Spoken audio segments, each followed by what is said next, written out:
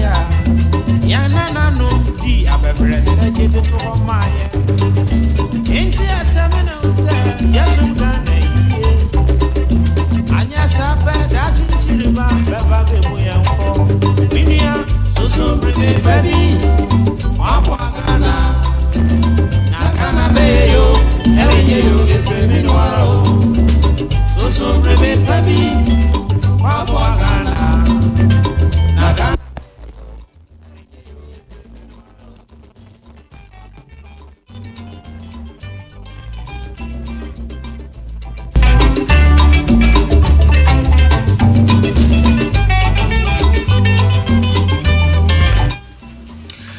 Abusia akasima edunson na abo nonkron Peace 104.3 Jumadi ni afana da platform ya de bro Jwada ni ukua da bia bra na ngotwe kase ebo na kona wie ya frame na ya Kesseh obetimi aframe the cardinal olimze mu nyina mo ho ye last week mo antmenka mi kokuru Kesseh mu kakra mo adawroma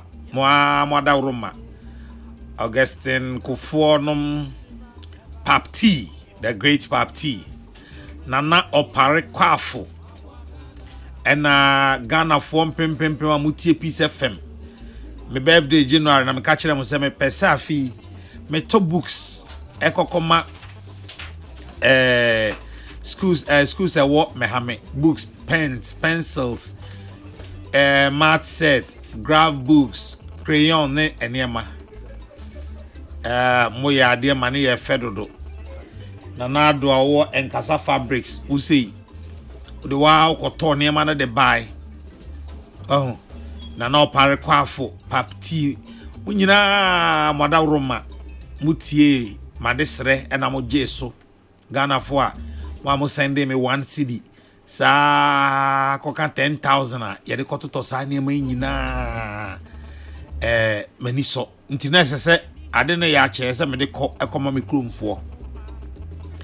Unfortunately that's why me kokodru na me MP Alaji Collins dada na ne ma me afrim da me kodru no na ne ma me afrim nti ma ha me man Kesseh na yenya no nti na esese me de books no ko nyame adom so me ko ma amfo se me mfa o ma seda emre mu nyina obia odwen ye ho nti odi bibi bre yen say yemfa nkoma sa nkwada yi mukuru ya na mfie na ya atwamu uma is scared to laptops and desktop computers kokoma sa schools kru ya mo kru ya ti ma na mo ase a na me nipa bonini enti nana de pampon san ye boa nana kobo na afi mama Letitia Moafo Lunch City munyina medamwase panti mama ade na mode ma me no mpamcho mediko ezem bebu nko nta kire mo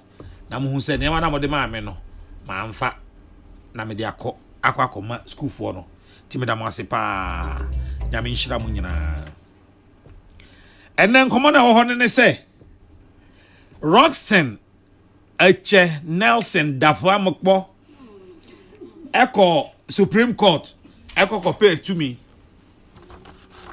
say anka yensi mampani kwan odono na asem ne say brofo no mampani chiro no a wodi yi ministers ni bia die san fa afoforo na anya brofo papa because say wa say wa appoint obi na so wa revoke appointment no a wontimi revoke appointment ensan fa ma say wa revoke dia nipa no eba vet ansan watimi akwa na adwuma te bi ti say kwaje opon kroma asenso boache ene ne nuanom. And the Supreme Court says injunction no na okwa kopedi ato parliament so say ministers no approve o no enye adwuma enti Supreme Court no abo ato atwene kania no edum na so ay friend say mo say okay ti bon check omo hon ma eyi no ma omo ti Ghana fo amutie me se kania edum na eso a ye friend say Dumso. Yes, Dumso. Okay. Media I say ni friend ni no Yesu sa na yare no. Wo say yanom me de minimu hwe o. De minimu an say na mani afra ene nyame adom mani ebue nti de ohwa no look, there is something I think this government is not telling Ghanaians, and it'll be in your own interest to tell us, because sana nze dumzo eba yi me fridge ba kwa say me fridge Kesseh pa na no me call fo no ho ekoko bisaye almost 30,000 as in 29,000 bibi ashimi sa fridge dey say I repair so wa unim nam tie me ko fa 29,000 no we fa mo say ni free bibi akwa nya bufu say so de budum na mumie hu se modum no ko vi go soro mudum na mumie hu se modum no na de omudum ayese dum ano masan so ayese dum ano masan so no eno na mo de asen kofo ne ma bebere minim se bia enya me nkwa no masem ne ma. You see, to me wo hoi ya de mawa ya de mawa se fa beson na za wo ya wadwen se won san ka tumi na wie enti won ya de tumi no ma wo no won fa hwe ho a all right we all day here. Look, Ministry of Energy, Ministry of Energy, Ministry of Energy. How many times have I called you? 3 times. Menyin ni say obi o ye adwuma o ministry ne se mahama na tie kunwa so e de ye sa de wi a enka mo bepe efen sen colorful words e de abase enye dum so mo se mo ye maintenance mo ye wen mo mi ehu hefa na mo ye maintenance no mo mi ehu maintenance cross wa mo ye no mo mi ehu na mo mi ehu days do asa dum so no e betiki, because I mean it is not funny any longer. It's not funny. It's not funny. Say, enra say, me baby am ti enra. Omudum kane ahomache be 2 am. Mudum noa ebo be 6:30. And omuso e amo 8 na omudum no. Omuso na najo be 9. Ena no pay amo 8 na mudum no. Se sabre America say abampo amintimi hunu. Na bibi anya bufu krampo se edum no so no umita no ase kane no dum kra eridi umita no ase kane no dum kra eridi power boy din utopo wada hu de ekro. Look, moda mona dam ho mununum ho na monsere what is happening is not funny. We must tell you in plain language. Say they are mo ye no sa mo bugana fo a mo bugana fo say Ghana fo na ama mutumi na mo de tia bam e na Ghana fo na ama mutumi sa mo ba so na mo say mo buyen a mo mpa sempa kasa de kasa hwam kasa ka kire nipa na mo me kan kire yen enye fere sa aban de ka hwan na enim sa aban ho kire no hwan na enim sa aban ho kire no obi anim. Anyway, asompa entiasem tie Mami Adwa aka open and close. Oye regular listener and contributor. Nyame adma kwasi ada ebe. Mami Adwa bid na oda. Open and close. Advance one why? Yama otinkwa. Meba hono no ti phone firi waso hono yankasa. I'm your Commander General of the LPP youth forces. Acquire tough. Me pair off. And me more rough. Yeah. What's the boys boy share the sound here? Debbie, Abina Kazana more rough. Debbie. More rough. Abine one of the most human-centered. But yeah, Mokasa interest. Nana Yakasi. Abine Bia one challenges. Abine Bia one challenges. Menkasa money challenges. And it is not out of place. Yeah, perfect. It's not out of place that Abine challenges. Yes. But unya challenges. Your humility or the bejiatums or challenges, no? It's as important as challenges now. But we have admitted, Jetum, Party Jetum, President Jetum, Vice President Jetum. In fact, Sir, what year Dr. Mahmoud Baumia on the 7th of February? Debbie. All starting his speech. Nya hona meka. No, Sir, Adiano, sir, you cannot admit to something that is not. It is a penny say those manning the sector. I say, oh, we're having challenges, but yet to the scale of a full-blown load shedding. We don't have challenge in Ghana. The problem with electricity now and power, they say, yenisika, abai pa, ontia IPPs no, ontia omo kanhwe. They can't even be jinaso. But omo shut it down. Now, did you see Ashanti region recently? Nkrofoko via bowls from pilots out of and also airline for. One thing that MOBF any doomso. We like doom pe obi abufu. We MPP new, we NDC new. Imagine he. Now, me do fear na me lies. Echo offer. Me bufu because me just say ni me kodana jo. Oh, say samo bia and me tiasie say baby edri. No Ghanaian wants our lives to go off. That's the least we expect. But yes, so tiasie say you see it's a human system. Sometimes one or two falls ebema lives now I go off, but by the grace of God, Abai say we are working on it. West African gas pipeline echo off kakra. And I know who said on my issue statement said they are back on stream. So kakra will solve this problem. Yebe on my way in 2017. It was in a tattered state. Exactly. Anything I'm admit to say, see Ghana for MPP who say we can do better. But what you are doing is not better. But I understand that's why we are working on it. Saying yet me here in 2017, no, it's the same way we'll solve it. And that one, I have every single belief in the capacity, in the ability of the NPP government. Under Nana Danko Akufo-Addo, Dr. Mahmoud Baumia say yebe CC assemble ansana agency because call elections you say ebe hayen, so why won't we solve it? Our electoral ramifications. Election no, not the case. Send a mekan nana say lies call offer obia bufu. So we are CPP, NEO, DPP, CYZ, WHY, MPP, NDC, whichever party bia would dom nobody wants to be in darkness, especially Nancy Usha weather more the weather is very, very warm. So I sympathize with the Ghanaian people. And the government does, the party does. And we are asking that all of us together, this problem, would be solved. And by the grace of God, I think that the energy ministry, to Nyama Senia, me solve this particular issue. What's the ministry bang? What's the ministry bang? Energy. Say it's under energy. Okay. Who said with that abolish now was super. It's one moment me check for you now.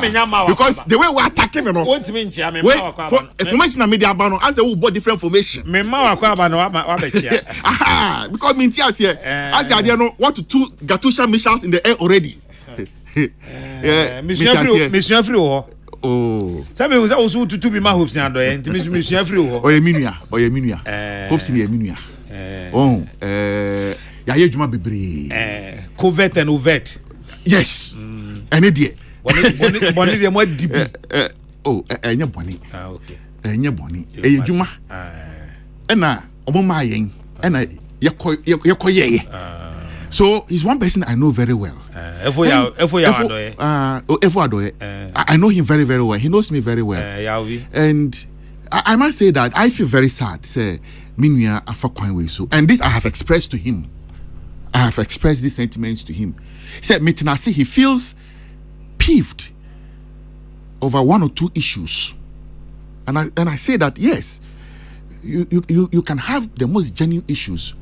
But the MPP have been in the frontline MPP politics for the last 20 years. the downs and ups. So one thing I didn't expect from my brother was that, some of the down moments he gives up.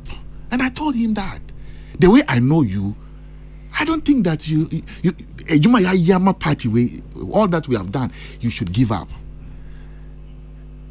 And the style he took to, I said, no, I have a problem with it. Because that's why I expect that it is his style, not your style. Would go on style, your style. Hard on, on if I leave MPP, God forbid, I don't think that I will be attacking, people in the MP because I've had relationships with people. And for me, my opponents are those in the other party. They are not my enemies. They are opponents. We are opponents. So, say, papa fie. Say, feel papa fie now go high, baby, now tia. It doesn't mean say point that your father's house with your left finger. And that was all. And I just thought that the relationship are away team though. Let's all caution. Let's exercise some caution and build a better relationship. And I'm sure many are not here. I was for opening our Casano, your friend of Salam Mustafa, or your National Youth Organizer, MNPP, and you bring Salam. Atwami Ufieha. Na meneno babu blues. See giddy pa. But before I mean Salam beto asono. Bana ene majo. Cardinal Major so. Mafi wo minia. Misu mafi papa. Now what you say? Obo ade dia che. O wan efe. Unu se ho na ma fa de ye. Nanso aka kotokoro. O wan efe, what are the efe pa o? Oh. Awa na de mami. Oh, yeah, that's it. Yeah, I want to say. I want to mami. I want. That's why. Imbo abaso di maso a ukodi wo me ha me. Donate education materials bi ma schools we wo ho ne ade. I saw it. Say, yeah. Wa ba kromo abebo bra na wa kai wachi say kuntu hwan a achi a na ekọ. Na wo konso wa mfa LGBTQ ne ko ene mo de ho masua. Ene ko e wo say e bo wa ba so pa. Ya me shira na won tre wa kwaba mu. Na ye ne mo. Me da se pa. Awal. Nana. What is saying? Nyame adom. The radiasi. Yes, me see who pictures no. Honestly, once I media me catch us minim Mahame. Minim nkurana se kakra. Because in 2004 okay, who nim Mahame? Enti. Oh, last time I call Mahame. That was the 2004 na we through hona. 2004. But even by 2004 no now woko no. Yeah. Odi an kan till date to say Mahami nyina ye be 4 plot pay. No, enya no kre. Enya no kre. To the cano unti. Odi an kan ti. So fine. The only thing is that time I call na kwan nye. Na bridge bin so e wo ho ana yentimi nye. I don't know if that bridge has been done. That bridge na dey omaye. So but you cry so. Say ho cry na Collins Dawda na fie esi. Yes. So so enye kuro ketwa kuro kese pa. E cry old schools 9. Exactly, kuro kese. Even at that time I call na e hoso pa. Eti odi. Next time we are rough bioma. Na me achew. Anyway, mama kwaba.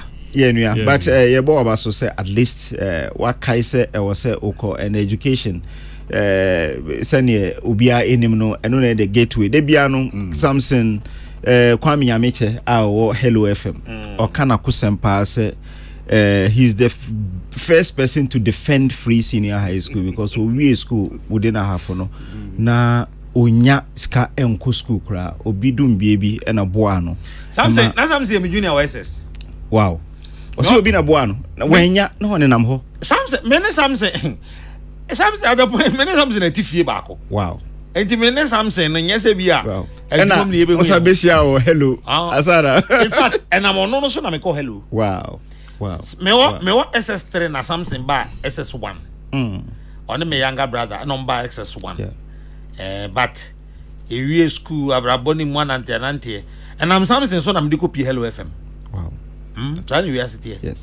because I can say or say who so be aka bibia tia free secondary school na ne homete because baby a free no any ekwan a of fast school secondary school a say o manage Hello FM no and no kire o say ampa your potentials be brave into young guarded this free senior high school with all the Arsenal side wo say na be at least a bit on a full your friends potentials na me because secondary school no tell the only me yes na me fa form free me go so in and out wow 94 also cause in 94 2004 oh 2004 na 2004 they send me real school be 8 years because me 96 yes this abran you can imagine foot trankasa yeah anka free secondary school anka uko school no kra ekotena ho me mom dey me position on free SHS ne say say akola betena fie unko school dey eduase kra ma ne nkotana exactly so ohuni din tra for me it was in a before GSS 1996 and finished 1999 so I went to SS 2000 to 2002 I see yes me GSS Caladan SDA not in Tamale me primary school me call yeah me primary school me call even say krum LA Presby na LA local authority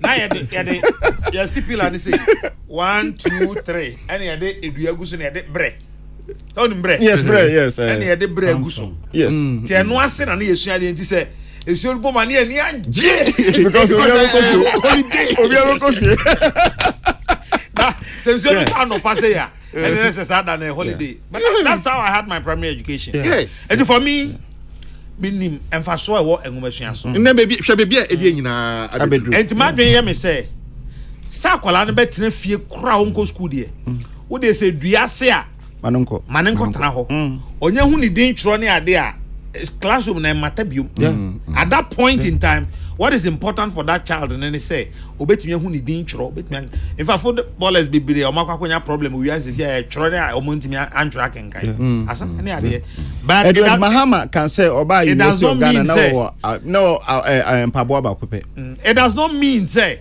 but he came. Infrastructure or why say yeah the boys schools are my yes that's true time I me kwa for my near any board near any dormitory and near a boarding house and near that press before no more GSS and no more J a press before GSS na my and the press before GSS na near the higher boarding or hospital more go so hospital more tia crosso at the kwa have my ho and ya kwa kusunya de and ya ba ya ko preps and aduni nya na mura num near Koba. Yan time 96 no mo be see dormitory kakra bi ho eno kra nche bia na ewie school ene e dey free ho.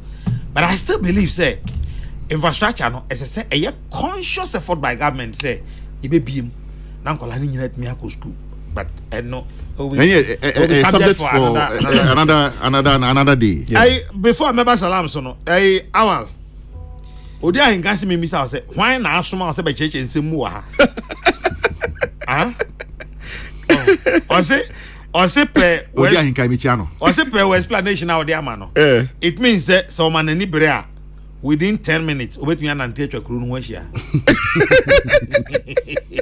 pacha onu akọ into the economy is only between the 10 minutes and ontimi even at that time 2004 to a year 20 years so even at that time na kru no so I can imagine the number of because that time no kra no na e bia otu abusia fie 2000 anyway 2004 then na me ni ho okay 2004 na me osunyane okay because me free hot 1997 until 2004 na me between acroponic sunyan sa I have my ya bibia mamo because my your friends emergency get funds or actually in fact yenya 50 years this year be the 50th anniversary na mini full story no about sa project now can tell yes. So actually senior high school get fund projects and your friends me nukra and hwidiem enso enya senior high school so enya emergency school project. These are projects that Kufado just to expand the infrastructure within the senior high school. Since you share your friends say I have krana. These are okay na me call Asuitifi South. Into Asuitifi South, no, these are the projects to expand the send beya and kola more hobbit mania schools classrooms and atinum. And these are 3 projects within a year half a region. Anyway, Professor William Babu at enumerate me mo prof minim sa ho ye pa. Salam, and then I do ba fi enumerate. Me da say minia my you mates. Ani o my you.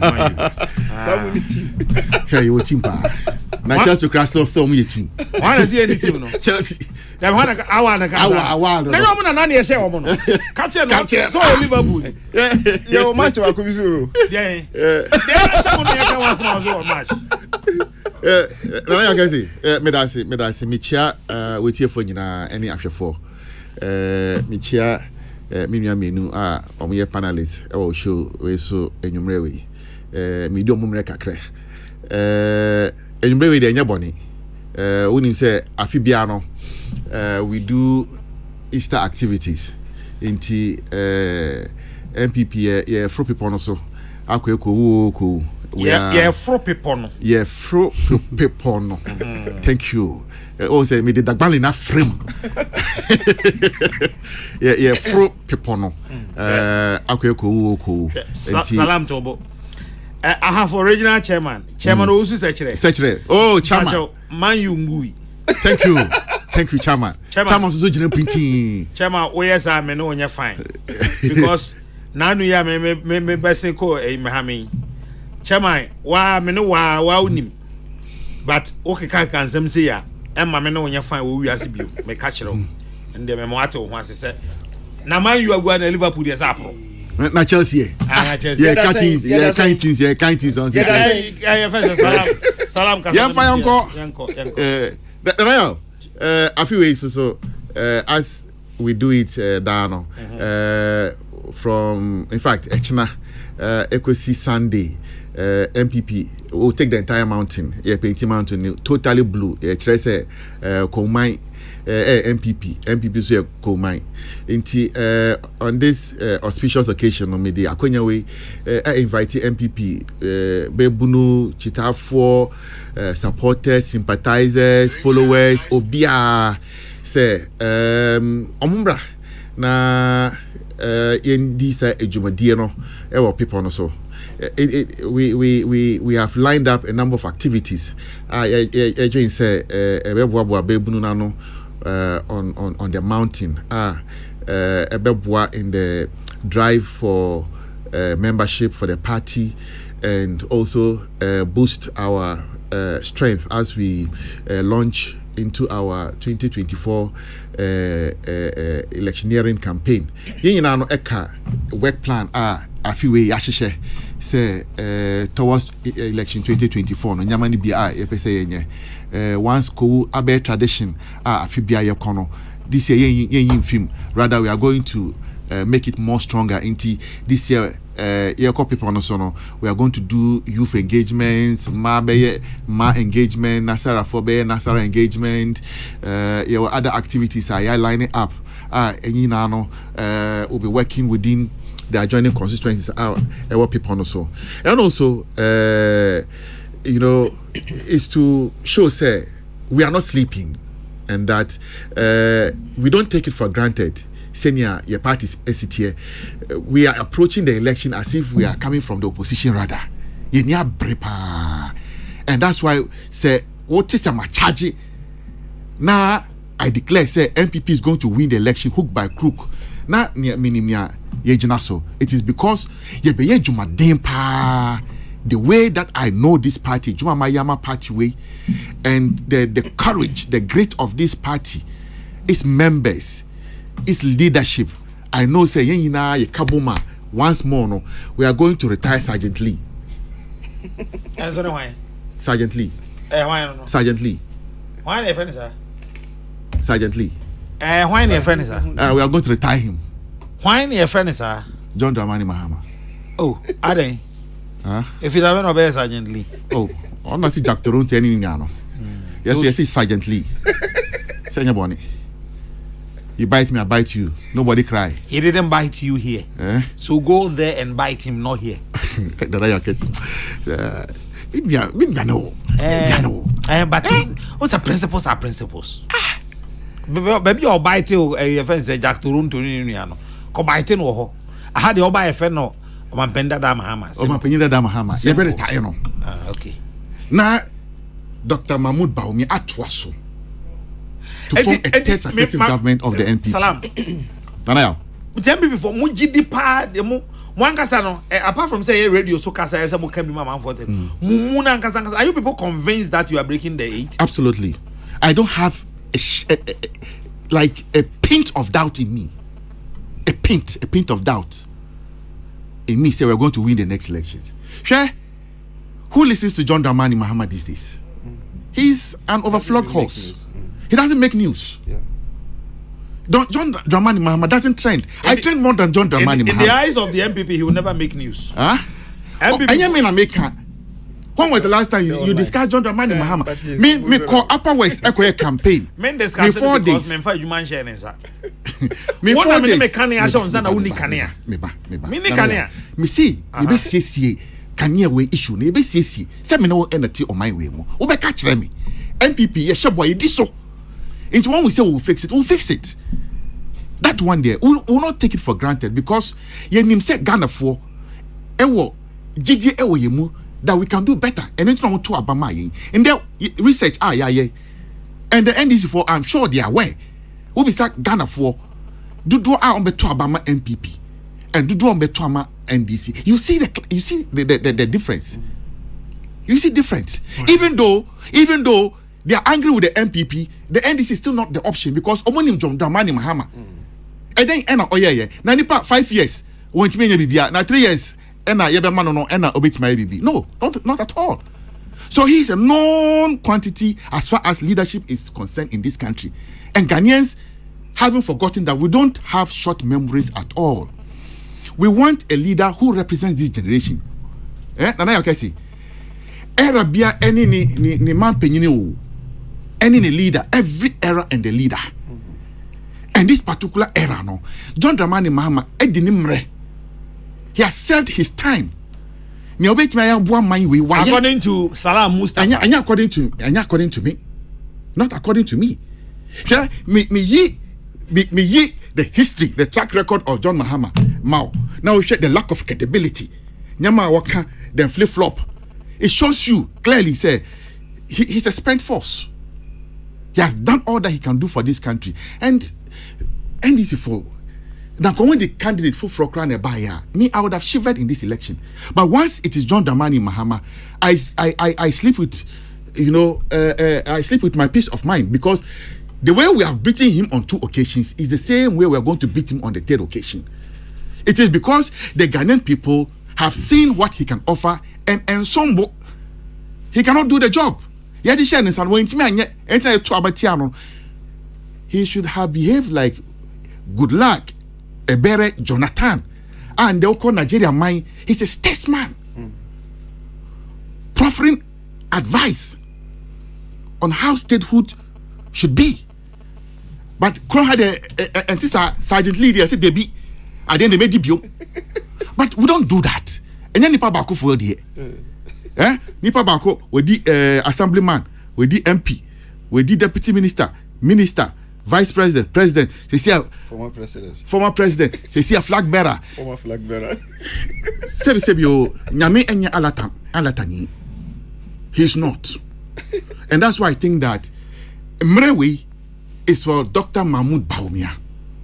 He represents the current generation, the digitalized generation, the era of artificial intelligence. Or no enabit ma bua bebunu ewo my way mo because he's prepared for this particular period. And that's why I'm urging Ghana, all the youth in the country, my colleagues, young people, bebunu, cry, say, Obia, young son in share, no, we will not know what he has to offer. And that is why I think that young saw Dr. Mahmoud Baumia and let's see that in this current generation that he faces, how he's able to drive the nation forward, which I know and have absolute belief that Obetimiaye, he has the capacity, he has the capability, he's a problem solver, he's a generational thinker, and he will be able to surmount the majority of the problems you face on my way more. Now I can see your problems on my way is our thinking. Leadership that is thinking, that's all. America, any UK. I think in the past, President Kufuor started Legon Sports Stadium. NDC buy Omujai Stadium to run for 8 years. Even one block, it took the NPP to come back and complete it. And then we call Legon now stadium, state of the art facility at AC Hall, world class. It tells you that this is a thinking leadership. A thinking leadership. So if John Dramani Mahama had any leadership in him, some of these low-hanging fruits don't go yeah. But that is not what we saw. Sada, Nkonfem, Hope City, which disappeared into thin air, Airbus, Amajaro, and all the corrupt practices scandals that you associate with John Dramani Mahama. So media, MPP4, let's unite. That is my message to the party. The Bebunu, supporters, members. Let's not fight ourselves. If we say, young NA party, Ghana, we are the majority, we are the biggest party in Ghana. And I'm not the one saying, and yes, salam, it's not SM. The data, NA Kasa. And the NDC don't know it. If we take Ashanti region alone, just care about 8-9 regions. Just one region. That's the Naka change. Then the NDC is still struggling. So it tells us that your members, your party for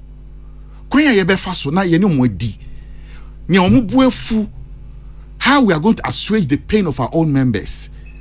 Me colleagues, young people are on party no send ya obia be joining campaign no volunteer groups any obia send ya nyina ye be chesim yakofom akoye juma telling the MPP story, the magnificent performance of the Nana Addo Dankwa Akufo-Addo Bawumia government. Me say Nana Yaka say Ghana have baby anyhow obeko you will not see the imprint of this government. There's none. A school, hospital, not a single district. Not a single district. Not. Because me too quite. Me there is no way. A bedroom one full man. Na me national youth organizer. Me tiakra. Debbie and see that. Tambia me okwan so me too quite me share microphone. And it is amazing the kind of job we have been able to do. But of course, me jitum say aturenchem e be kayen. Ema nyama etosin kakra. Ema huche e baye. But nyamin chadie IMF, World Bank, Reuters, Bloomberg, Munina are posturing very good recovery of the Ghanaian economy. Now, I just say the people managing the economy are competent. And yet that no, and yet you under silently no. I don't know. Osa kazasim we be missing. Come on, Kesseh. And come on. Yeah, the plane took us so stana. Don't shut the engine midway. Oh, you can cause disaster mid-air. Yeah, you can cause disaster mid-air. What does you know? So I'm saying. And in the crack, I said, oh, cocoa. Yeah, cocoa. And I'll call by some breaky 8. Oh, and yeah, and it's a National Youth Wing. Yeah, shots here. With our national youth campaign, presidential candidate campaign team, in fact, before the announcement of Fremi, I say, I want you to lead the youth campaign into fa kwanya obedi ejuma we so breme na menhwe. Me and my team, we sat down, we put together, we looked at the data, because this is an election year. everything you do must be targeted towards winning votes. Party no ejumati to yedi amaye no say win elections. We are not a pressure group. Or a fan club. No, we're a political party formed to win elections. And the first and foremost, what we need to do is to go out and win the 2024 elections. So the plan, you didn't say, Bebuno and a dozen power in the electoral system. Yet, the youth alone constitutes 63% of the current voters register. Into Cheyenne Dawson. And she said, we are a political party that pays attention to detail, like we do. Sending how to win elections. No? We'll pay attention to the detail. You taking your time and working out data. Who are we talking about? What is the target? Where are they? What do they want to hear? How are you going to find them? And all of these things, no. They are called for any on my opinion that this indeed is the way to go. And by the grace of God, started me call Upper West about 3 weeks ago to launch the movement of the youth campaign. Etija. We are serious. We are dealing with serious business here. Nana me wawa and John Dramani Mahama Baye or Jani wo. Me can say I National Youth Organizer. I contain John Dramani Mahama. It tells you the power, the force when the MPP youth put their entire strength behind something. I mean, is the full force, the energy of the MPP youth. When you go on social media, the power of the MPP youth, what they have in them, you marvel. And see, I am very, delighted that I have such, dedicated, ever-present, strong-willed, standing firm for the party, and we are working together. And I want to keep encouraging. Say, MPP 4. We are in the same ship. If it sinks, we are all sinking down. If we sail ashore, the milk and the honey there, it is all of us who are going to have a taste of it. That's why I am once again imploring all young people in the party. Any young person joining MPP if this is the first time, let the MPP be your party of choice. If you say young and your track record of delivery, and will deliver to the will of God and to the amelioration of the Ghanaian people, that we don't take for granted. And meaning say, campaign no nyinano, yebego so na yedi nketahudie me unia tambia beto safrem no, I'll always come. Na kasa. If you have your question to mine. Matemon Comra. If you go eba, we are preparing to hit the strong. For the one year, may catch them plane. By the grace of God, I buy Accra construction equipment. I buy weak wine. Maybe for every district assembly. Now to liaise. Under normal circumstances, roads and those infrastructure are under the care of the district assemblies. That is why for there to be continuous repair of roads, and yes, we be change yanko awarding contract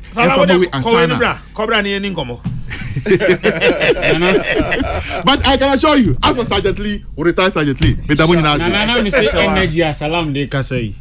Youth. Well, who say youth unemployment is about 30% in the country? And yet, that's on channel. That's a lie. The whole employment is 14.7%, but youth unemployment is 30%. No. Salam, how can report?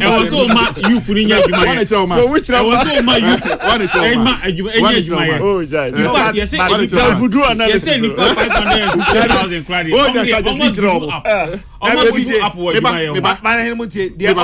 yes, mathematically he's not wrong. There can be 30% or 14%. Of course. So kind of sad. Then he has said it right. But saying what kind of Was it 30% of Ghanaians you that was why he said. Me see you unemployment 30%. The overall unemployment is 14.7%. You know, what is it? Unemployment. What is representative? Representative. Unemployment. Because me koran da na me hu well able-bodied men and women willing to work how many jumaye it hurts me. But se upe a buying actual track record of creating jobs it's this government. Salam to you Fako. Tell Salam Mustafa that we are not just going to win elections with our mouths. Hard work is key. They should open opportunity for the grassroots. And the Diajano is too much. Too much selfishness in the system. And it is destroying our party. It is destroying our party. Nana Ekwia Mwabuatin Ewa Blenkuma Central. Yeah. Come the voice. Yeah, these are genuine concerns. These are genuine concerns. And we take it on board. Yeah. We take it on board. Mate, Now you can see, and one of the party officers, me cut down even to the police station level. Volunteer to Yanika. Me cut down to police station level why engage in 30 days to engage police station people. So me here, and that's why I am telling grassroots me say, and it's so. And that is why together we should all break the 8. And I know that the next presidency under the leadership of Nana Dr. Mahmoud Baumia will develop better systems. Direct resource flow to grassroots. And this one, some of us will ensure that it is done. Majo, salam, yedase. Konti kokwa ubrawai. Me go umbrao. May you go. Na yanka santima dia wo. Cobra ni me che salam se me so me shia na okowo. Ye be shia. Afi ba ko Abraham be ye incident afi we ye nyina ba o Pablo no ba. Ndu be hu Pablo o.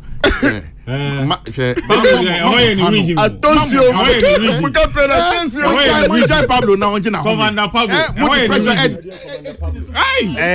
Anyway, imagine my time free Musam. Salam Mustafa, a national youth organizer of the NPP. Ono na meneno ekasa Awal Mohammed wa banahine ewa asi. Awal de onyankasa me ne banahine ena ehyasie. Awal de wa hwekra onya bi nka because ne commander ba be fa time ni nyina. Banahine Brojana ye djuma no. And someone a warm table sumienu.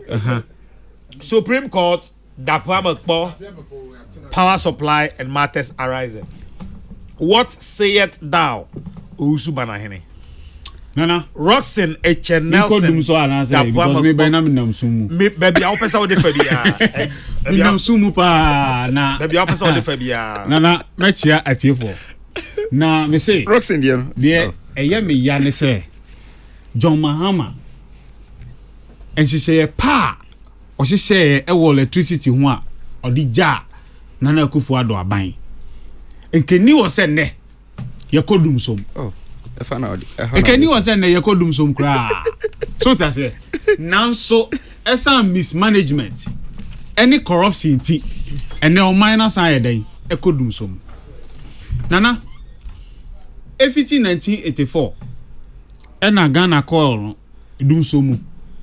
Atem near ye yusu hydropower akosombo no many adenti so ne wepe na chese ya dey yakodum som ni ade e ba ya bedu in the 90s 98 99 under Jerry Rawlings yakodum som kakra President Kufuor 2006 2007 yakodum som that time no so on the only solution bi ane de ne say o de asofo begu bass mu akosombo no akoye dey wakobom paye nana atamo se ba yakodum som kakra e na John Mahama be so e na John Mahama say ayaye ritual say bribi aban bi e beba no na yakodum so muni ade nti oro de on so ho on miamia ate se ekuru a eda akora ho a ye de plaster tire anim na emom obe solve no once and for all nana na de ni nyina generation problem say yen capacity ni nyina na kanea no ye only 2000 megawatt eti ye cha oman no enso they pick demand eti yedum ba bi a na ya so ba bi na ye chiche ne saa ne ade ni John Mahama ekofa thermal plants America ni car power no money ade buy e ma generation ko do almost 5000 megawatts nana owie no si dabi energy sector no e ka wo honom bibia ye say energy sector debt legacy debt ni ade ti sadia memfa bibia ye friend say energy sector levy act ye friend esla emra na 5 years and some 5 years and every year bia ye generate $500 million from that act na ye friend to legacy debt ye wo energy one and ye de esla ye dey e bae esla minister enye osla we ye esla ESLA yo nana ampaniampa Fufi Antuata ena wajaya abam ena ye lose power. In fact, in 2016, Mahmoud Bawumia, vice president, Joy Fenkoka say, John Mahama deserves no credit for solving doom so. It's MPP for including Nana Akufo-Addo G2 say John Mahama solved the doom so problem. Any other power mao. Nana, me wo article bi wo hanomwa. Dr. Mahmoud Bawumia, vice president. Sir, in 2017, my in MBA. Nana, yes, sir. Me wo ayiwa ha, Dr. Bawumia, Washington. Government to issue 15-year bond to clear 2.4 billion energy debt. Nana, that was Dr. Mahmoud Bawumia. April 21, 2017. Esla no aye lija omo sikapuo ni ba afibia ye 3 billion cedis no. Dr. Bawumia edikosi awowa se omo koji 15-year bond normally atua energy sector bond ai debt e wo honom. It in fact omo the Esla no kosi awowa for 15 years. It is sika ne ba nanka ya den ye di tuatua kana. Emo omo ji 2.4 billion cedis nana. Sika no man fan ko tua kana.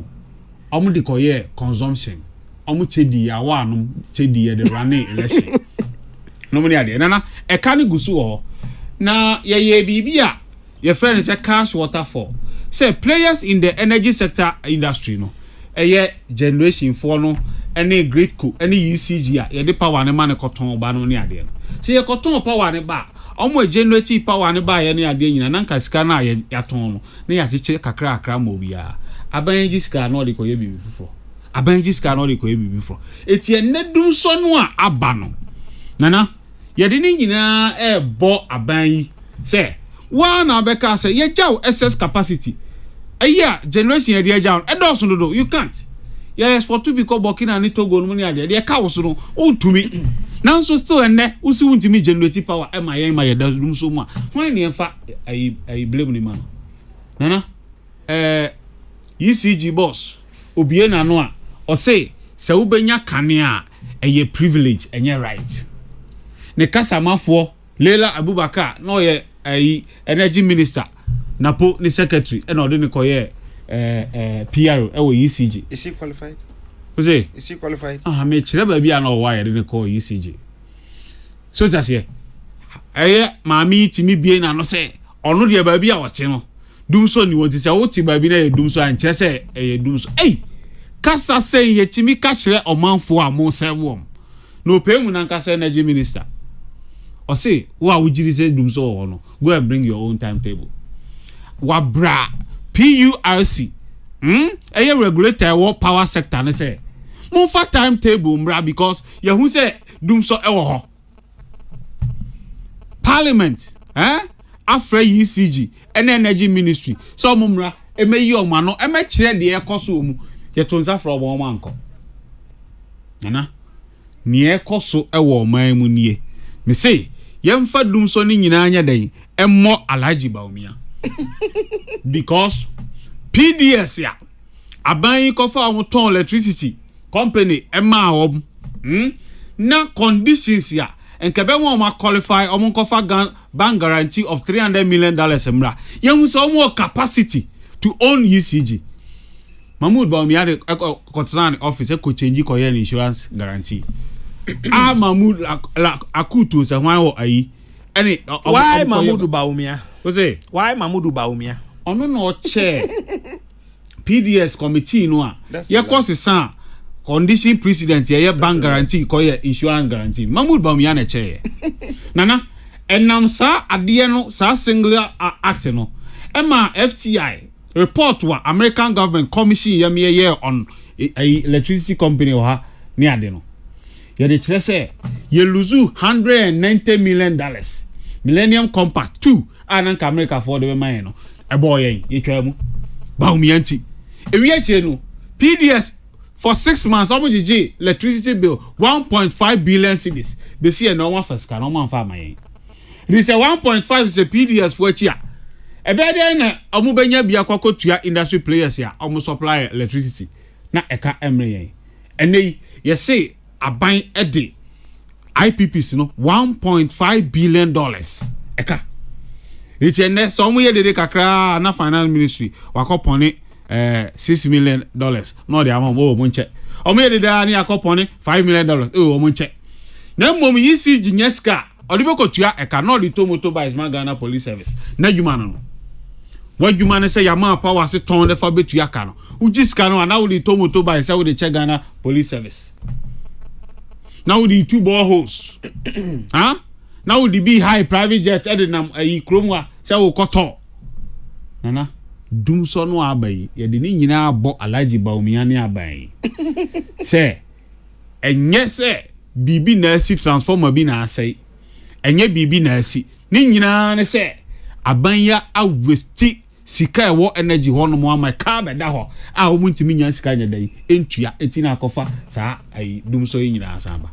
Now there's no excuse why I was about plunging this country into doom so. Mate, Bright, Bright to Subu, I'll say, Minister, I'll say, granted that this government is plunging this country into doom so. Are you telling us that former President Mahama is the one to solve it, the creator of Doomso himself? He didn't create Doomso. And is he the one to create jobs for the teeming youth of this country at this time? What did he do when he was president and vice? Ghanaians know Mahama very well to be allowed themselves to be deceived. Bright, Ewo, Esubua. And I'm mentioning say even in America, Trump was a contest election. Laurent Gbagbo in Ivory Coast, they found a presidential candidate and next year will be contest election again. So Mahama is sound by any news. Yo. Ghana for any do ye ama Akufo-Addo ni ba o me nyina acknowledge say he solved the doomso. And yet Akufo-Addo never solved the doomso because oba on far 1 megawatt of power and can national grid no. So that's it. Offer 1 megawatt of power. Oh, the end of the other. Okay. So what can say in fact, America, Omoka said there's corruption by America more anya hwe no. And the America no, Ghanaian own the America plant. Why not? Why not toy? What's it? Ghana for. What's one for Bibianca? Money we na me. Akufo-Addo go to America by. And the America tutu see the Kwa Shanti region akosolve a power. Omoka said there is corruption in the America deal. Yeah, build, operate, and transfer. I bet your money there in 5 years. Akufo-Addo buy or you see oba be American innovation or be standing to the next 10 years. I want me $800 million kotos and the debo change akoko fie. Etimu bibi enu amaba amaye wo energy sector no a ama yesi enkankane na be den ebegina so. Ni nyina de mo be yense mismanager mo be tu sika ne ade mo be didi abaye ne ma enfata amene mu nya sika nto crude crown power generators e na amaye ejima hoden. Nana medase my main Kesseh medase pa for this opportunity again. Na awa Kesseh na you Kesseh ma odada. Yeah, kind energy say. Salam. Ana utwa ntronti unim say ebia be was the president Kufo amfa bibia nka ho de asofo ko akosombo Kufo amfa asofo bia nka akosombo. Again, the investment Kufo ye no eno na wode ka ho aka say 4100 megawatts. Kufo anye private IPPs nko a. Kufo gave Ghana a project there. Ghana ha the de nyina no install capacity no be 2500 the aka no IPPs 2500 no Kufo contribute close to 1000 of it or the we are retrofitting of we your friends say akosombo enya from 90 toy machines media din emawo again in 2007 or the first plant out by MRP mines reserve plant eno ye de ma mines for no nko a and or started Tema plant TTP1. Or sign engage Sonon Asogli phase 1. These are Kufuor projects. Buy down 400 megawatts. These are the projects that Kufuor you will see. Kufuor investment biya. These are the investment that is sustaining mills, and my mills anko dumsum. Mahama Baya will take you over. Or take you over or plunging Ghana into darkness. It is a dumso asema. Kufuor will say 1 year bibiano. These are the projects that Kufuor a year or they buy. A year matter of public records. Osi yemfa bibia nka ho. Ghana ha nana yeka solar yewo makumako miensa. Yo 2.5 I want avrongo. Eno no 2013 ena muye.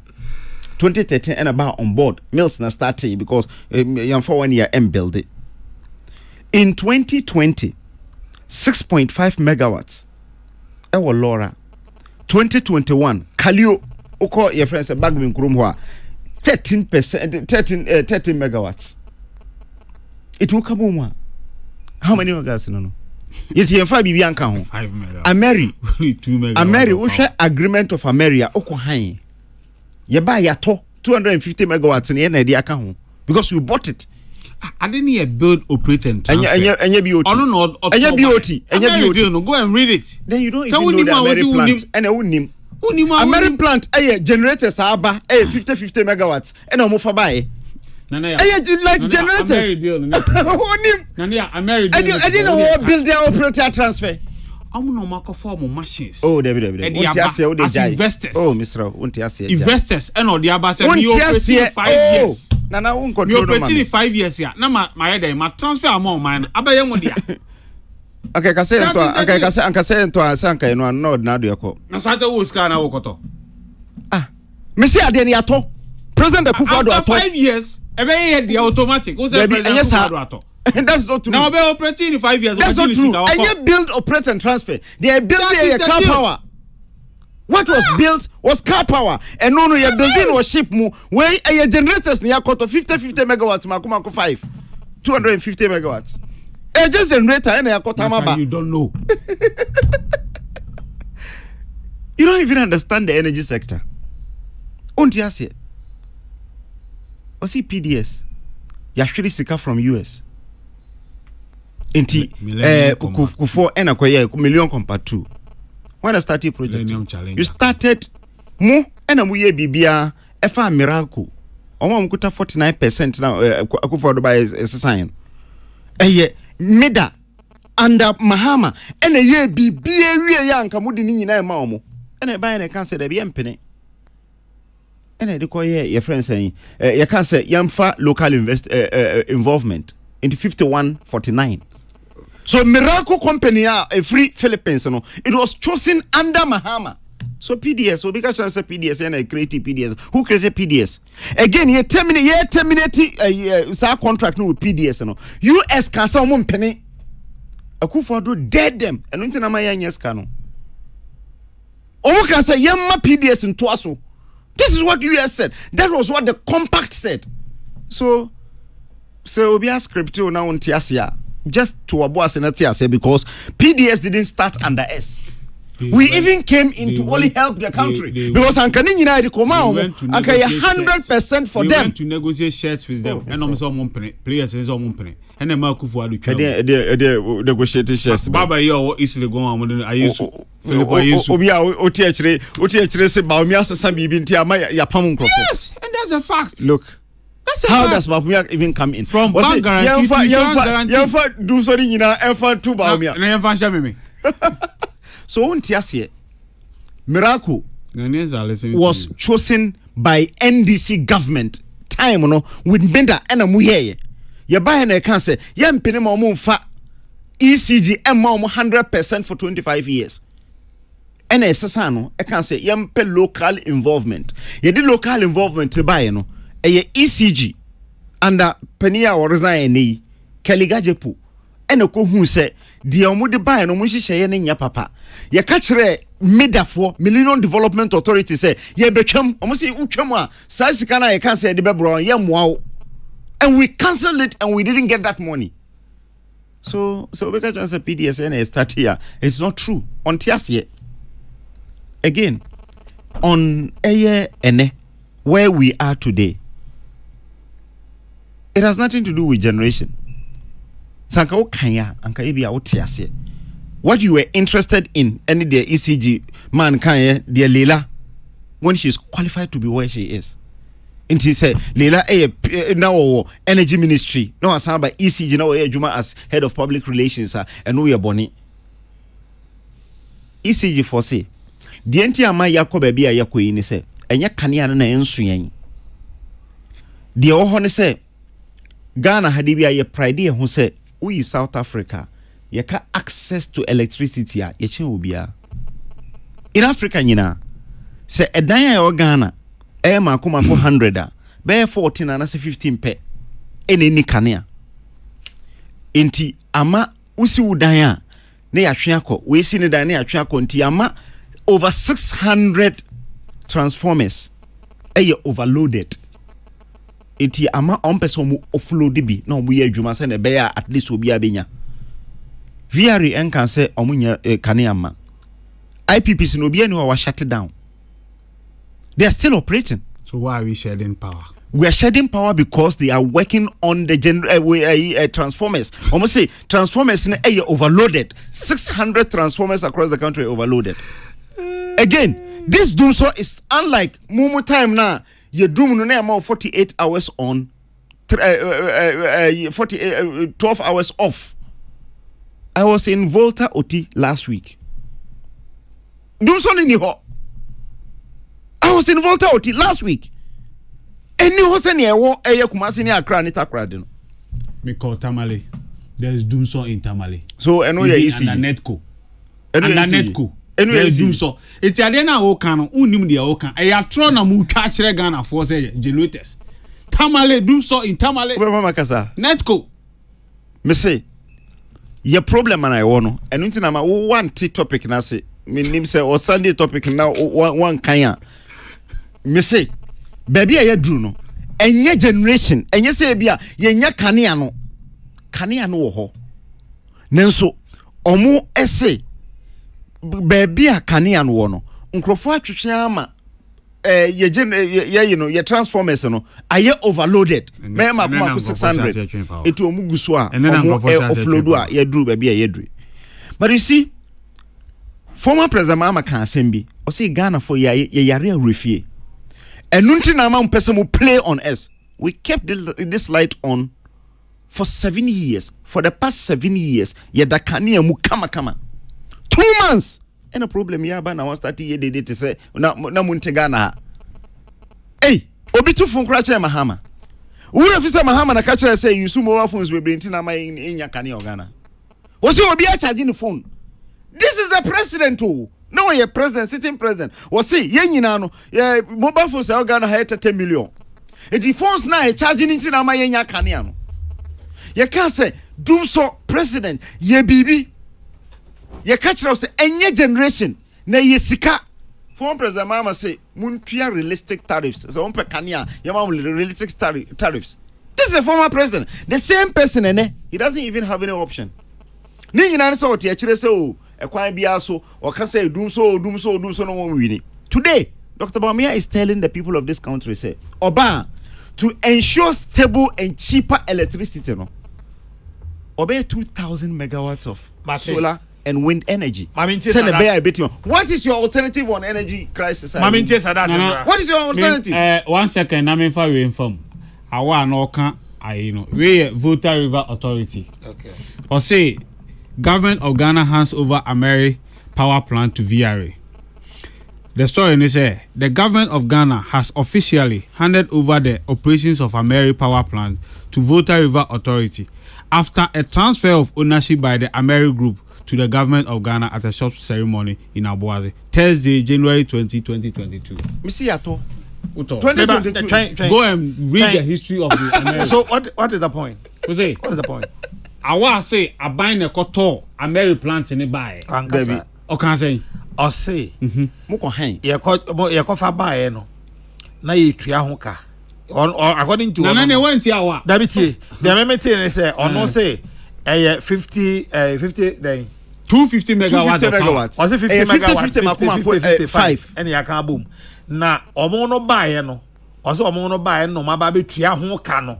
And ababe there because time na high sana okay. The agreement is 250 na dey aka ho. Middle East and Africa for can boom say American group. Omo do musika koto machines. And they were renting for Ghana. And they are better. Operate say omo operate for 5 years. No more transfer my government of Ghana. Under your time. And 5 years in this year. And I'm saying can we extend it to even 10 years. Yes. Nanka so me pesa make me but to dey meba wo. Yeah. The 5 years now no more operating no. No more operating the same. Omo operate power no a. Omo generate power. No ma ton ama ECG. Na ban ya den atu omoka. Eno na ya kan ofuri asabeka say o say omo be build operate and transfer. Unim say na ye. Operation. Na yes ha.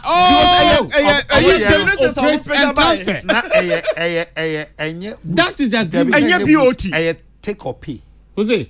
Ono dey say because who sign energy contract here. Take or pay. E kan energy contract bia ho. Say me generate power and then go be am investment wa.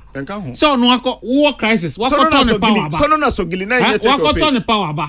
Now so generate 100 megawatts. Na jimu 50. Man I know say Ameri no. Onim price another Ameri so. Oh no, I think 500 million. 520. Yeah, $520 million. How are we paying it? How are we paying it? Say omo generate power no we buy the power then we pay. That's it. They sell power. Oh there. Your point the next time we buy back Ameri ho asem. Da bia we see you buy back we buy en kabio. And na ya na kan ho asem. Ontiase. Build operate and transfer. Me no ontiase. What charge go the $800 million me time na aka no. Me time na aka na ntimi nka Ameri asem mi mpacho. What charge akwan fa $800 million bia nto bibia so. Sa asem no wa chechiri mu ara na mo pesa mo. Oh, na ye den na mo pesa mo titi ni chechiri mu. Na say obefe president ya di no say enye ono na e gabi na ye. No, Boache has said that since he left that ministry. He said it. Unim say me Ben Boache Jacob. I know, since na make say work na. He said it since he left that ministry. Enye na anu your president here. Enye na anu ya na meti yo. Enti can say so mampanyi ma gabi na ye sa. Anyway, Sadat the kadna. Say 5 minutes be there. Na me take 5 minutes I mean for WhatsApp there no infra say Facebook there na dos papa.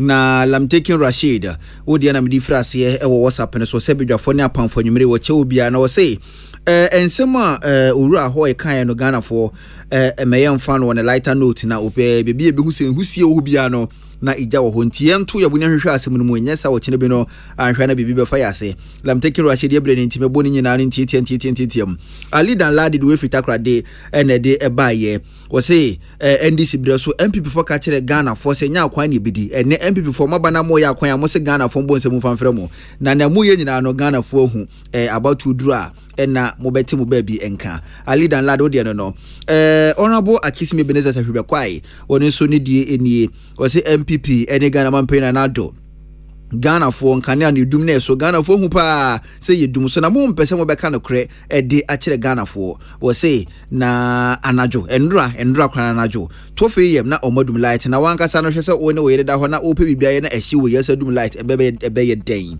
Akisime Beneza matwa de no so ti abre no ko we say so no wo se na na yawo meche wa nwumre papa wo se aban de wabo no ho modern kane afom tie mo na baso wo say 2017 ho no the free sabana buy and can never some koye no no adwuma wa Accra Central or say to do to be precise or say an opportunity you can ani susu sa 3 weeks in year 2 times pe and who say can no akọ off into because can no dum so aba one de one ni pa no enya dwen Misha Asante we free amasama na de betum wo say or was printers any kotoba bi kwan no so was in can no edum anopa 6 agisa nwumre 6 ansa no maso atoso 2 days ni was na mama time kwa esi dum so ho no na omu hu we bi enu ntino ne yakoso no empinfo ntu ho anamo na kasentwe na mode ya anu ya magana fo no enkoyie Richard enso edie nie wo se yen kanche ACG fo ne se yedum so no na aba timetable no mo fambra no mo de ba enya ade Ghana fo be che o mawe odi we frita kwa ena de ebetu mu we se nso no wo se wo Kofi Tete South Africa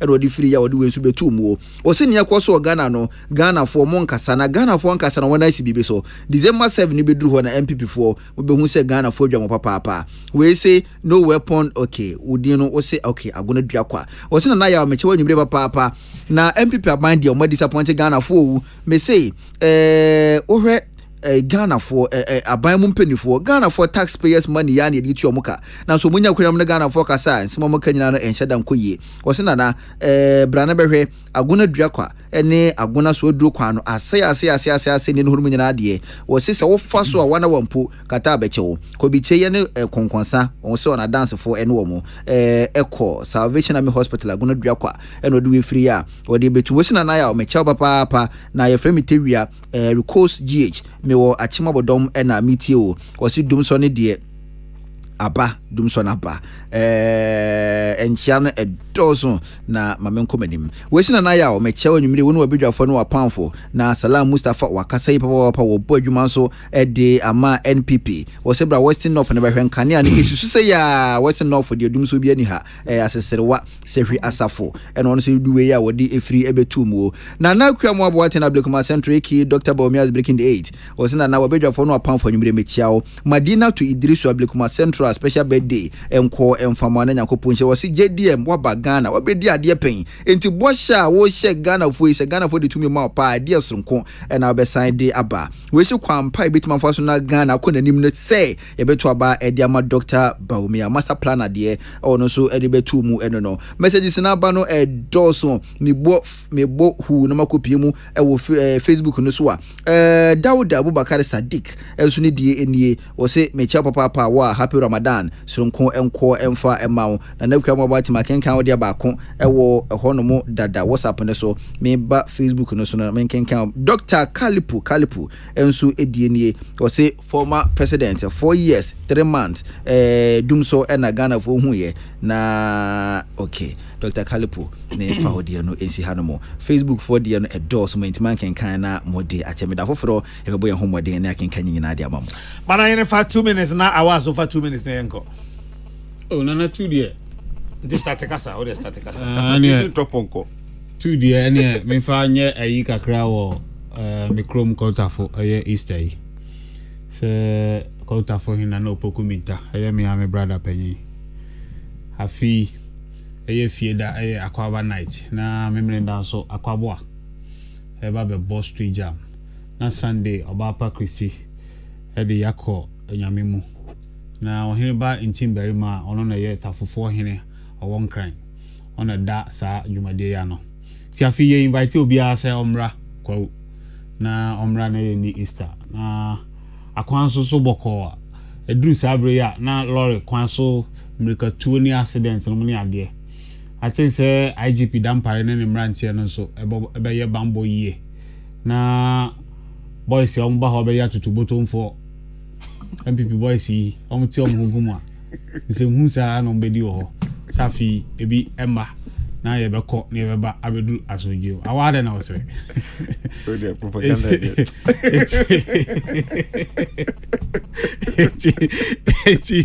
eti isa no na ye free obi ase omra ema ye ni na NDC so me say 10,000 boots on the ground say ye be ye work Kesseh pa ye Easter Saturday e wo kwa mamu nti ye sre mabru say ne wa wo ho a MPP moya wen o say moya wen kwa mamu ye draw route no efi abetifi abefa na nya ho na MPP for so yo ye so be fa ha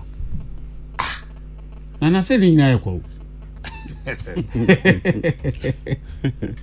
Mate Bibiansi Mate Bibiansi ye be ye soccer ne ade nyina kra nje ye friendly walk ne soccer ne ade ene ade ko enti ye sre mabu a wo ho a uni nda so wa aban di unhamo ene volunteers kra aban ko fa omo party full soldiers ekoye African games yi now almost say sika $240 million say a mabu a show boss and movie I be movie 7,000 cedis. No movie any more 200 cedi near the police for a copam from hostel near. Some mabu near the so you know my joining NDC. Na yanko walk out. Na yan chere afia bay a mabu ya crowd say you two are buying every so. Since I did that so be anya day. Anyway, a buying obetima more money that so John Mahama buying 24-hour economy. See run a 3-shift system. Say awa benya biaye mesumenya biaye na participate na sa wo yesa 3 system na obenya ska no hina de tuamuka anana na wo ye adwuma nyeska na be generate ha wo ye adwuma be generate ska ubetua pay ubetua tax aban ni benya ska so ayempuntu dwuma ne ade some say we ma ka ne free ko say yes companies ya e be signing onto the program no sa kan ya anadwu ya awa munya bi mom ye mom even half rate nobody are your majuma because who employ a mabunu amo majuma. Ye create enabling environment for you to market your products. And yeah, a sugar factory ye see ya or buy your dasani a bronti watum influence sugar factory in your yumada. Na okra sugar eba Ghana Hanamwa factory air pro. A bronti ye sit down e was sagreme 1,005 unit housing unit. A bronti what just see what I'm at dying no near was it day. Unya di anwaka.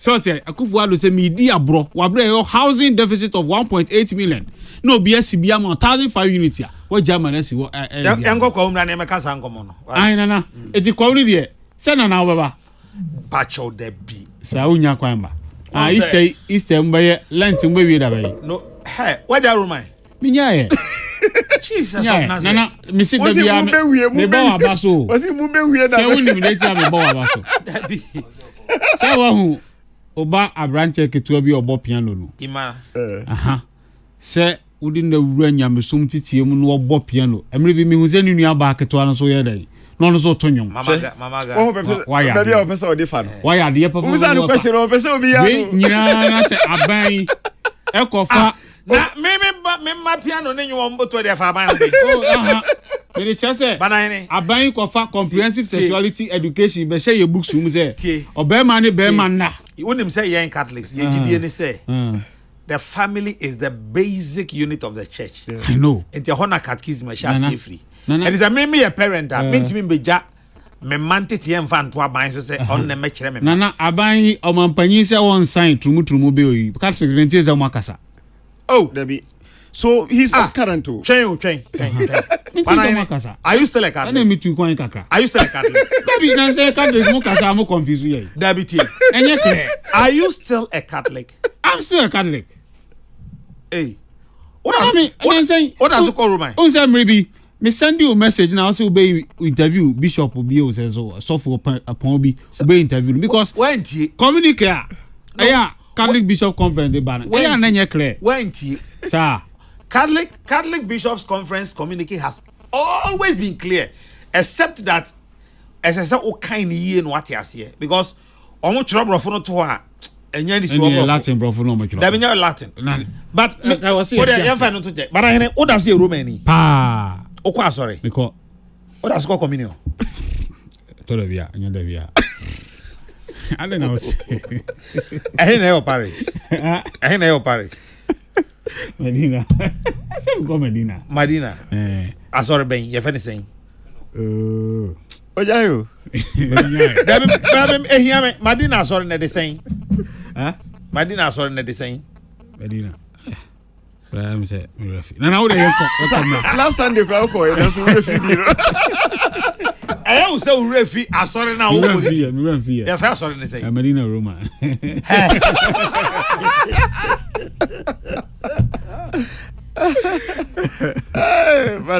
Nana eti monka bingo Dabi oni o kaza bi obo na ade on ti yan kira asori pa wo ko di. Oh. Ene say bisa so fu di say wo hu. Oh. Asori kwa hu na o me da. Dabi okay asori ne de saying. Me ba ma be yi a kira me. O be yi a kira me. Banane. Nana yanko yanimu e. Me say Catholic minti say mo akasa o mampanyi san ade yi o. Me say ye current. If you akra me ne if any say his lordship Matthew Kwasi Jamfi. Even on a me whole story no. Most Reverend Matthew Kwasi Jamfi. The president of the Ghana Catholic Bishops Conference on this, he didn't come out twice. It was yeah, I saw the story this morning. In fact, they were the first to issue a communique. I think about 5-page document or something. Oh, they have been explicit on this. I mean, now when say Catholic Church, yeah, sorry, yeah, now what's the position of the church? Because we said the church is against LGBT in its entirety, its form, its nature, and whatever it is. The church is against that. Okay. And our position is that the president should uphold the law so that nobody tries to come to us through the back door on this LGBT. I mean, Catholic Church, yeah, I remember your friend saying those days when Catholic standard was Catholic standard. It is still Catholic to the extent that your question the bombo Rollins time omo question bombo your friend say sorry no baby your friend say newspaper no because omo can kre so I remember 2 minutes into hey but echna ye your friend say last echna Good Friday because of Friday o bray and the Friday say nkene wa nkwa sorry Dabiti, Sankachana Good Friday. It means and Naza wouldn't say last supper payment by this as a program. You know, Education Good Friday, it means Sanka last supper one. Oh, Mako, last supper, your uncle, the call Medina. I saw the bang. Oh, Medina Roma.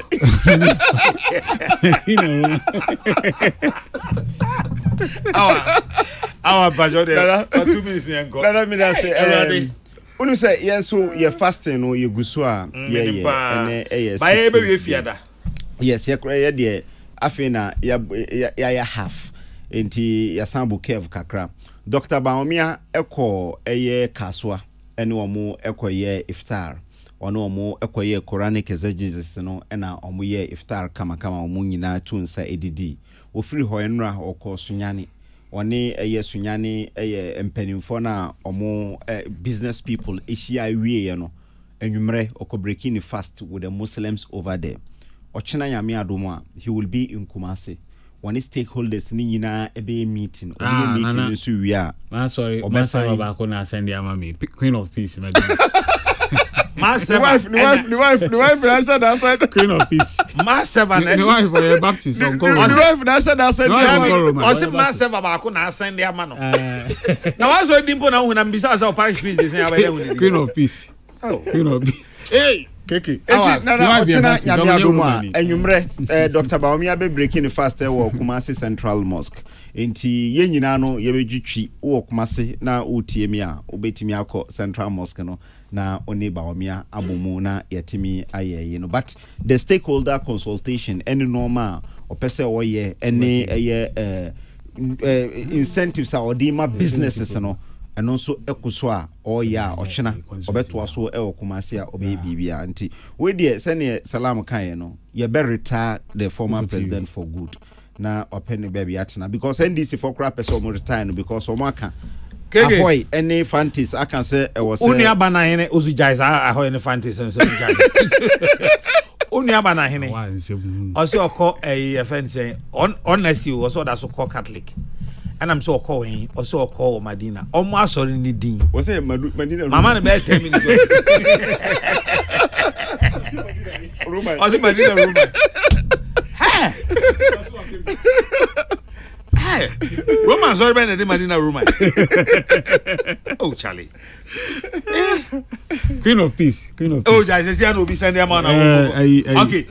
Me call Roman school. What they say what kind of cray? Holy Family school Mataiko.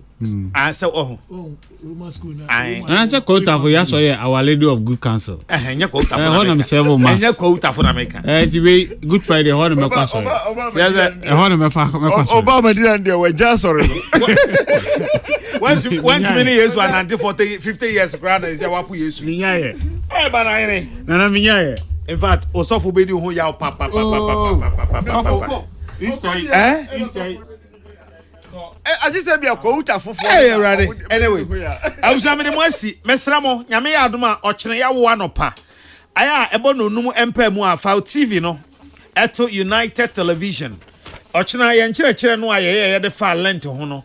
ochina ye betreat you know friend saying last supper no ochina ye betreat eno so mene Reverend Father Isaac Amwatin ebeka sa ochina no panyame ya adomo a na yakasa e de afa last supper no mesra obi a wutie me bia hya ne so say especially we Roman a hya ne so say ochina e na ebeka last supper and sorry no bebre ayen hyehyeye afi Archbishop e de letter by e kire senia ye ni Good Friday no enti yen ye ho say Holy Trinity Catholic Church I wo opa sapema nyame ya adomo a Friday anopa ye beka Station of the Cross me amudu akwantu ne ye beka na anopa awia no mienu mpamu na ya hye Divine Mercy mpaibo no ase na no miensa ya tontom me amudu ano ye beka ne say Veneration of the Cross afi memenda nwumre memenda nwumre so ye bese akwa asore na kwasiada nsoso memenda nwumre na for a long time a yento glory any hallelujah no ye beto isan say Yesu asore obi bisa me bire bi say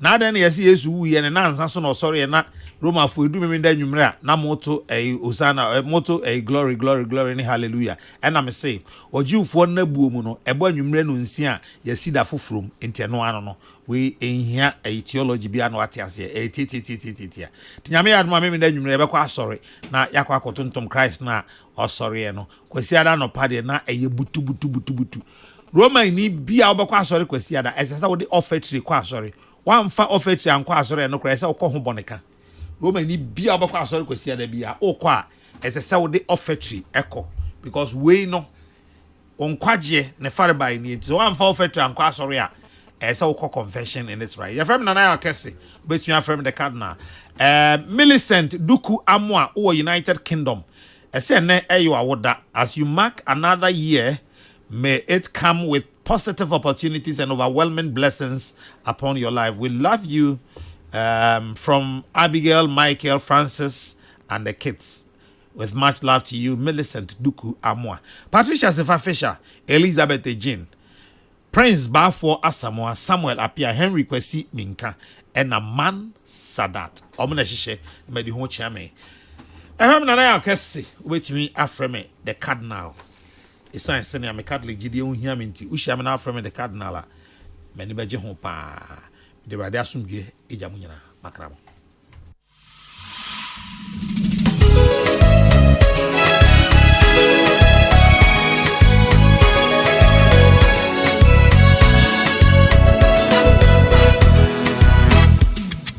Yazi menzamenyina oya kwentu ahinze na ngwasum Yazi menzamane no mu nyipe nyina obi boko obi